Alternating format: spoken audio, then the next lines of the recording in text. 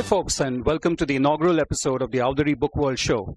Today we are really fortunate that we have with us Ms. Carol Andrade, acclaimed journalist and now media educator, who's going to share some vignettes of her life with us, especially her journey with books. Carol, welcome to the Owlery Book World Show. Thank you so much, Naresh, and it's a real honor to be with people who like books.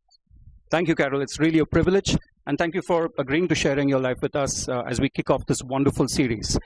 First off, Carol, can you tell us a little bit more about your childhood growing up, and especially your journey with books as you grew up? That's going to be a very long story. You realize that, right? We would love to hear it. Okay, so I remember sitting in the bathroom one day when I was 4, desperately wishing I could read the newspaper I was holding. I think in imitation of my father. At that time, ages ago, 6 decades ago, it was the daddies who read the papers and the mummies who bustled about doing things. But I really wanted to read. I always wondered what there was so engaging in the newspaper that he ignored everybody else. And suddenly, 2 years later, through some painless process, I was reading, and I was reading seriously. I was 6 years old, and I was reading comics.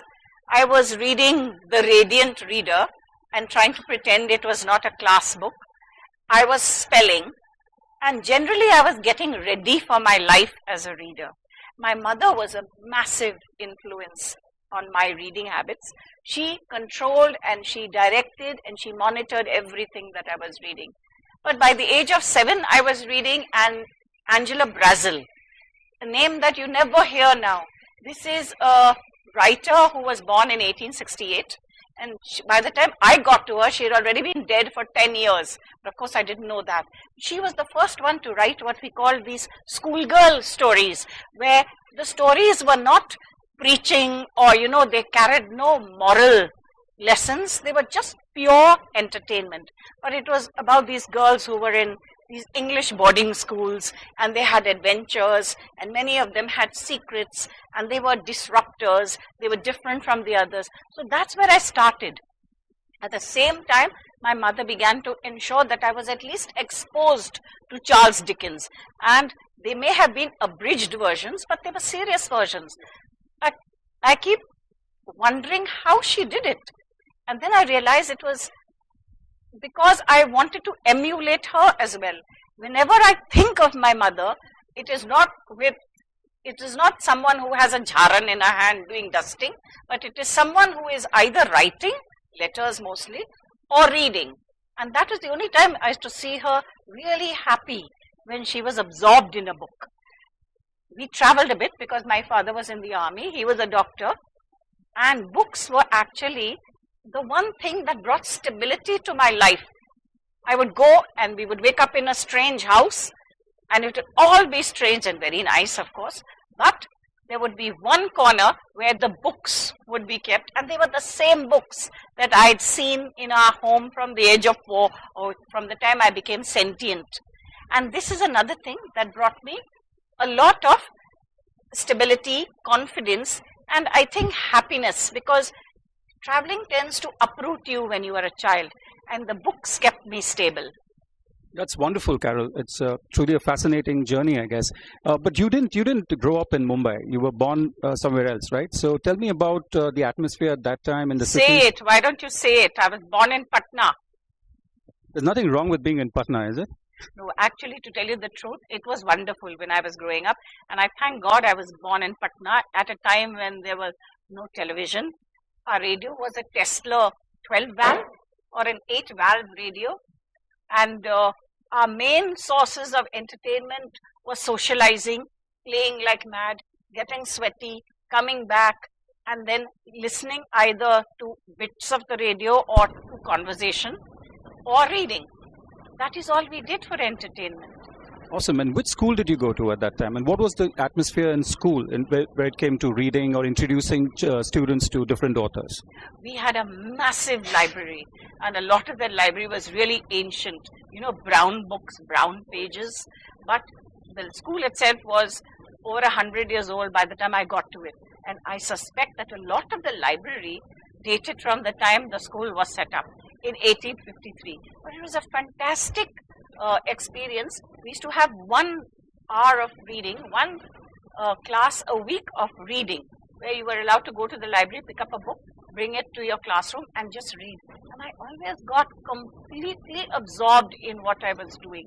I read some strange stuff, but I think it all helped on the journey towards this complete engagement with reading that has lasted till today. I mean, Bihar is probably known to be the home of probably the world's first university. And even today, there are a whole lot of intellectuals and people, even in the government, who actually come from Bihar. So do you think that had any kind of role in the way schools were actually promoting reading among students? Absolutely not. Absolutely not.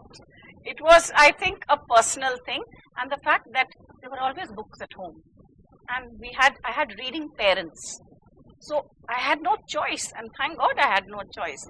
Plus, I had a mother who was really completely engaged with you only when you were talking to her about what you should read next. And that also helped.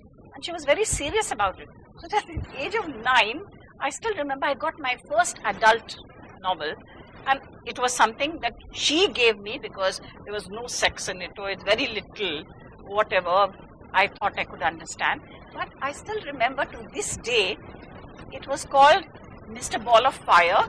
And it was written by a man called Berkeley Grey, and it featured these 2 very upper class British, very rich people who became detectives because it was something they could do and they could afford.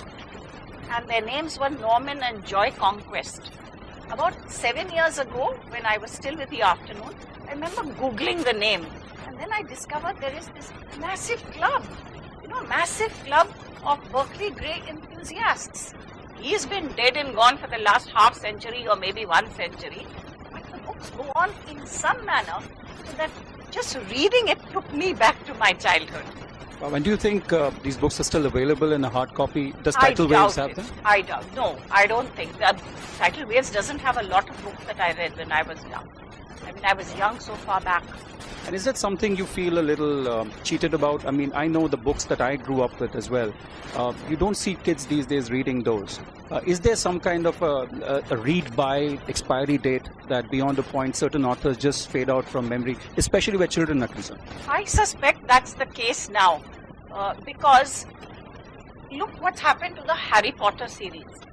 When Harry Potter was really big, and it's still big, but I think part of the bigness is due to the fact that there's been this constant hyping up, whether, either through the author herself or through the next technological platform through which she is seeking to communicate with readers, viewers.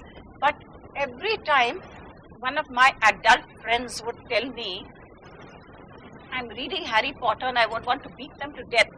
So I'd say, Harry Potter is meant for children, it's not meant for you. They would say, but this makes me want to read. And 10 years later, these people are still not reading. That Harry Potter was the only thing they read. So I don't even know, I used to feel good about the fact that so many people said children would read more as a result. But children do not read. Even now, as an educator, media educator, I actually find people coming up to me and saying, I want to be a journalist, but I don't like reading and I'm not going to read. So what do you do in a world which doesn't encourage reading? One, it doesn't encourage reading. It keeps talking about multi-platform offerings so that the visual has become such an important part of any book experience. What they want is pre-digested stuff. And what an effect this has had on the collective imagination. I keep thinking, we imagined our worlds. I'm reading Game of Thrones right now, and I'm on book 5, and there is this one line, I don't know how many people have read, but there's this one line by a chap called Jojen Reed, and this is the journey that little Bran Stark. If you haven't read Game of Thrones, you won't know what I'm talking about. Bran Stark is making this. I watch a bit of the television series, exactly what you're saying. Good, but the television series made me very curious about the book, about the books. There are 6 volumes. And that is how I came to Game of Thrones, otherwise I wouldn't have bothered. And He says a reader lives 1,000 lives before he dies. A non-reader lives only one. And I know I have already lived 1,000,000 lives, and I'm hoping to live another 1,000,000 before I die. And that's all thanks to reading. That's beautiful, Carol. I think you've really put it very well. I think some part of the engagement with books is about the whole personal world that you can build around it. I mean, I remember growing up with Enid Blyton, and you hadn't visited England, but you could visualize an England of your own, which had all these wonderful things happening. And I think Enid Blyton was one of the authors who was so visual in the way she described everything. That's right. And we had those mouth-watering treats these kids seem to be having every time, and truly amazing. And that's, I think, what books really, the draw of books is that it allows each one to actually create your own world, as opposed to a visual medium like television or film, which I guess there's a preconceived idea and directors or producers. Thank you, Carol. That was a fascinating time we had talking with each other on books, something both of us love. Folks, that was the amazing, inspiring Carol Andrade in the inaugural episode of the Owlery Book World Show. Stay tuned in, because we will have Carol back again for many an interesting conversation and many, many more such fascinating people as we go along. Thank you, and signing off. First of all, thank you very much to the whole team of Owlery for having me here and giving me this opportunity to speak about my book, Harappa, Curse of the Blood River. As a lot of us know, historical thrillers, mythological thrillers have become quite a trend, and we see lots of books coming out in this genre. But there is one thing I noticed, and maybe some of you have noticed, that there is, people are writing about existing characters in our history and mythology. So somebody is writing about Shiva, and somebody is writing about Ram, and somebody is writing about Ravan or Ashok. And which is where I felt that, there was a dearth of real fiction, creation of characters with a mythological backdrop, and which is where I decided to write Harappa, Curse of the Blood River. You will see this book, it of course, as the name suggests, has the mystical Indus Valley civilization as its historical cum mythological backdrop.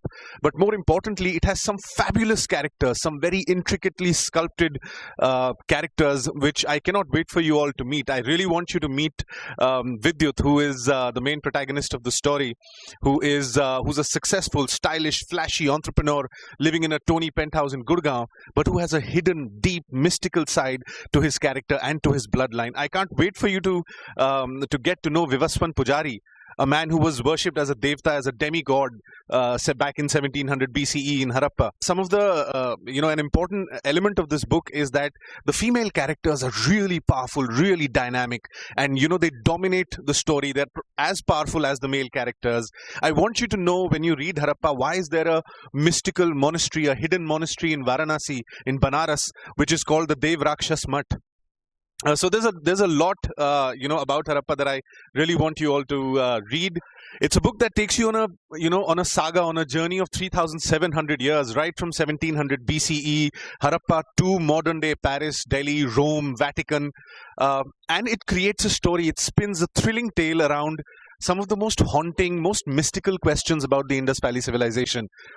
For example, was there really an Aryan invasion of white-skinned riders galloping through the Khyber into India? Did the fabled Saraswati River really exist? Was there really a clash of civilizations which changed the geopolitics of the subcontinent forever? What happened? Why did the Indus Valley civilization vanish suddenly? So I think you'll absolutely love the book. You'll love the characters.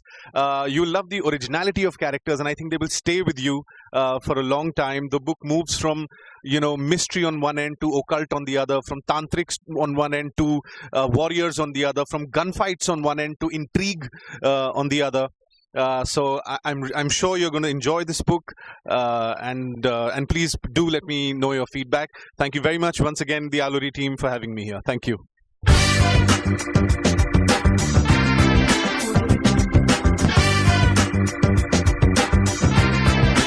Let's get back to your own life. I mean, so what are some of... I am a Tamilian. I wish I could read this in Tamil, but I just